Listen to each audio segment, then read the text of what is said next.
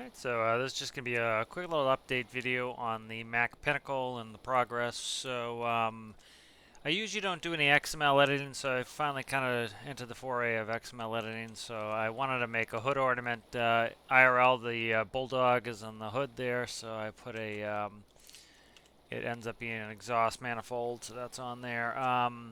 Made the bumper look a little more accurate. There's a cutout here. Bumper is flush and it goes down about 2 blocks. Now, I have these gray fairings I updated the stairs. You should be able to see through into the engine bay. IRL, you can see the transmission from here. The cabs actually float on suspension, so that's why that's like that. So redid the step. You have your air tanks for your tractor on the driver's side here, like that IRL. So there, I put them in there. Made my half mud flaps, which these are for when you're reversing, so you don't kick rocks up into the rear window as you're backing up. Changed the shape of the fifth wheel a little bit. I'm not sure if I like it or not. Added simulated air cans for the 2 axles in the rear. XML edited mud flaps, so the collision is here on them.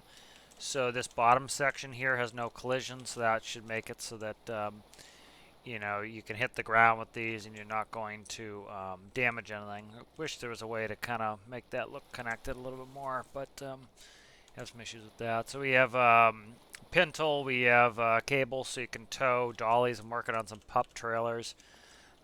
It's 28-foot pups. The step on the passenger side is a little bit different. All the equipment for the DEF system is on this side. Your batteries are here. This is where they are IRL. They're actually in a case. The case both on the driver's side, but I stuck the other one over here. For the hood, IRL, you have 2 straps. So you would have to undo both straps to be able to lift the hood. So that's how I have that set up. I put in a steering shaft, and I simulated kind of a steering box. That would be how you steer. The shaft comes down to the box. Then there's a drag link that hooks up to the pitman arm, and then the pitman arm grabs the front of an anchor point on this driver's side tire, and then there's a tie rod that goes across and ties the movement of the left to the right. MP8 is the motor in. There's still a little bit of painting in there to do. Not too much more detail in the hood here. So if you press either of those, it will close, and then press both of them just to make sure they're locked up. So we have the back walkway here. We have a chalk holder, so we have 2 chalks. Exhaust stack. I put cross bracing in. Still hiding some microcontrollers, so that's just sitting there for now. This system actually works really well. This is how you would, essentially, it's similar to this IRL. You have the cable will come up from a plug-in here. It goes through a bunch of springs, and the springs are on a rail, and that way it can move. And as you're making turns, it allows this to move freely. So that actually works really well. Let's go ahead and jump in driver's side here. So getting in the driver's side, IRL, you have a cubby here and here, and then you have your CB cubby there. Did some XML editing here on the dash. This section is like a 45-degree angle IRL, cup holder there, so just kind of put something in there. You have the door has this shape IRL, so you can kind of see your blind spot a little bit here. So I have that function in there. The shifter moves, so let's start up.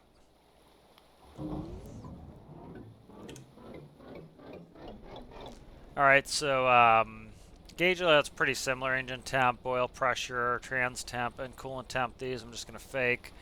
You have your headlights. Headlights are on. If you look, you have rear lights come on. If I press the brakes, you'll notice they get brighter. If I put on my directional, which is 1, I get left directional, front and back. I also, as you can see, you have a square down by the step, and you have a small little indicator light there up by the mirror. Those are all where they are IRL. 2 will do your right side, as you can see, and then 3 does hazards, so it does all of them flashing, as you can see. So let's go through some more. We have dome light. I haven't installed it. Work light is going to go in the back here. It'll be a light right by the light cord that shines back at the trailer. So when you're connecting and when you're backing into the trailer, you can see that. I haven't hooked that up yet. Hazards, I'm gonna take off of this, and that's just going to be on the seat. Hazards IRL are the stock for the directional, so that way it can be controlled by the seat. You have your tack and your speedo here. They're big gauges IRL. IRL, you have 4 or 5 small gauges here. Tack speedo and a 4 or 5 small gauges here for air and everything else. I'm going to put the air down here to simulate it. And then you have a little digital screen for speedo there. Trolley brake. Trolley brake's also going to be controllable by the space bar. So trolley brake essentially is your trailer brakes, so you can activate just the trailer brakes. You do that if you were jackknifing or something like that.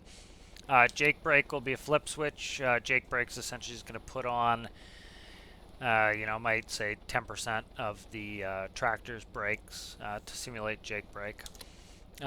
We have trailer supply and tractor supply. So IRL, your brakes default on, and then you would press that to turn off your tractor brakes, and you'd press that to turn off your trailer brakes, and those are the correct colors for IRL. So we'll leave those off. We start in first gear, so this is manual.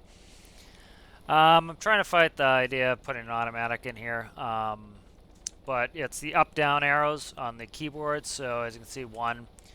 The positioning is correct for an Eaton Fuller 10 speeds. You have 2, 3, 4, 5, 6 is back to where 1 is, 7, 8, 9, and 10.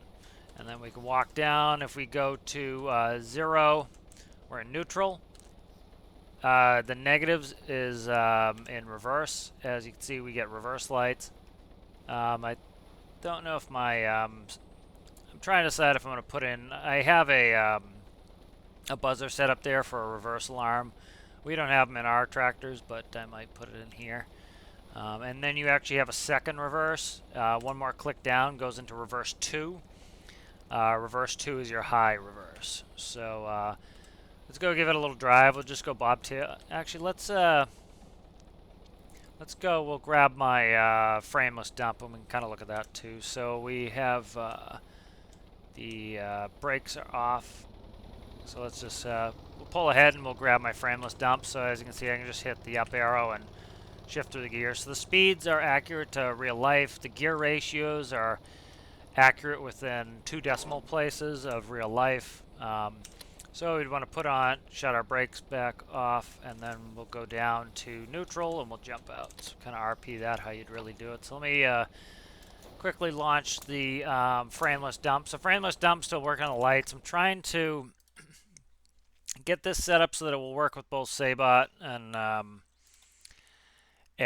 my system. My system's a little bit more complex because with these RGB lights in the back, you both get brighter lights for if the brakes are on. You get dimmer lights for markers, and then if your headlights are on, and then if you have directionals, they also have to move. So those are multifunctional lights, so that's going to have to pass a bunch of info through. So let's go ahead and we'll put it in reverse.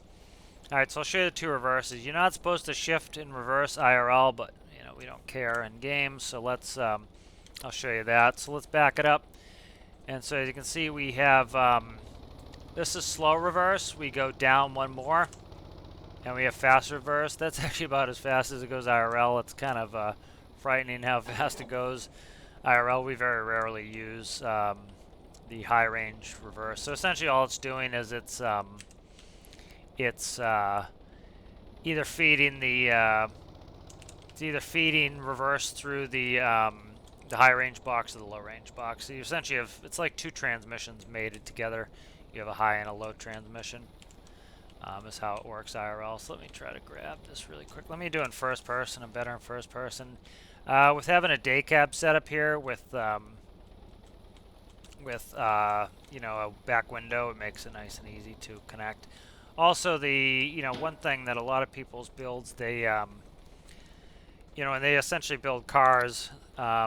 You know, for trucks, the backup speeds are way too high, so it makes it hard to connect to trailers. It makes it hard to back up trailers effectively. So we'll connect the airlines. We'll raise our landing gear here. I'll just take it outside, and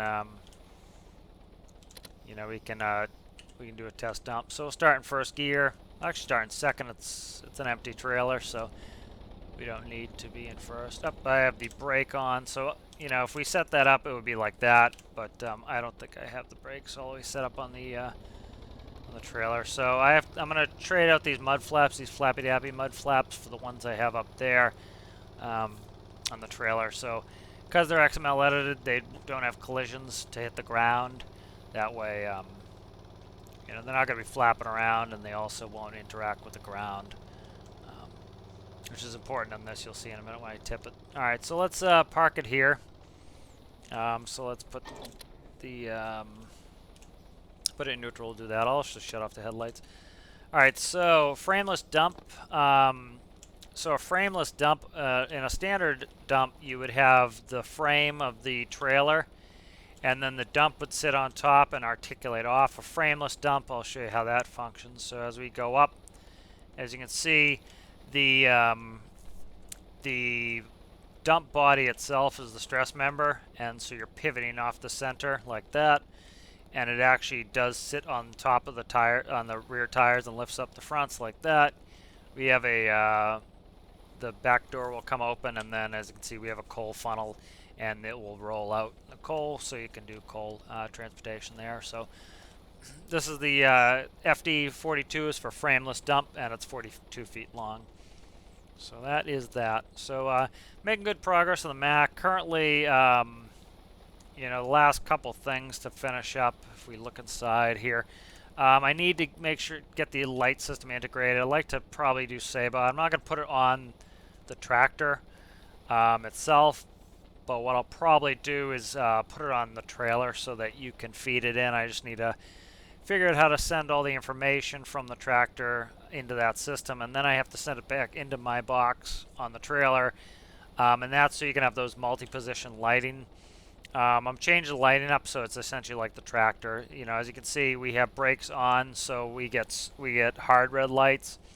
If I shut the brakes off, you'll notice, and if I put on the headlights, you notice the lights are dimmer. If I tap on the brakes, we get hard red lights.